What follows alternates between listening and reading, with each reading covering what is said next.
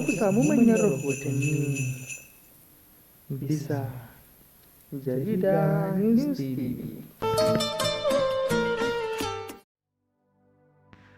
Barka da haka sauraro kuma sannan mu da ƙara kasancewa a cikin wannan tashar tamu mai albarka. Inda ma muke tafi muku da wannan babban rahoto da kan 'yan ta'addan da suka addabi al'ummar ƙasa da ma kewaye ga baki ɗaya. Lamarin nasu bai tsaya iya nan ba, har ma maƙota suke tsallakawa wato Nijar kamar da Chadi. Inda kuma sojojin Nijar ɗin suka yi ram da wasu 'yan ta'adda aƙalla guda 20. Wanda kuma a bincike har ma ake zargin daga Najeriya suka fito. Sauraro ka biyo mu, kuma idan har kai bako ne a wannan tashar tamu mai albarka ka dangwala mana subscribe har da ƙararrawa domin kasance tare da mu a kodayaushe da zarar mun saki kafafen rahotannin mu. Biyo bayan masaniya da aka samu kuma sahihin bayanin da sojojin suka samu, nan fa suka bi sawun wannan rahoto domin tabbatarwa, kuma kan ya tabbatar musu da samun 'yan ta'addan a daidai wurin da aka ba su rahoto. Nan suka yi musu da ramikiya kuma suka tafke su, kalilan daga cikinsu kuma suka fece.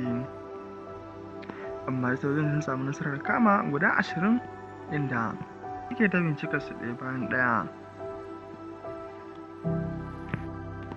A ta gefe guda kuma sauye-sauyen da aka samu a Najeriya na kujeru daban-daban, musamman ma kujerun da suka ta'allaka a tsaro.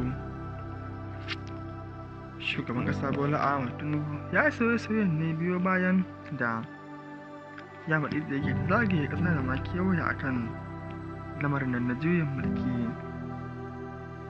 Kuma na har mai sauraro za ka tuna a kwanakin can ne aka tashi da wannan babban rahoto, inda shugaban ƙasan Bola Ahmed Tinubu ya yanke wannan hukunci biyo bayan wannan zance. Kuma ake zargin mutane da dama da aikata wannan abu, kuma ake zargin mutane da dama da sa hannu a cikin wannan lamarin na juyin mulki. An samu manyan hafsoshin soja a cikin wannan lamarin na juyin mulki da ma sa hannun wani tsohon gwamna, wato da ma sa hannun wani tsohon gwamna na yankin kudu. Wani lamarin na juyin mulki ya jijjiga al'umma da dama, ba ma iya shugaban ƙasa Bola Ahmed Tinubu ba.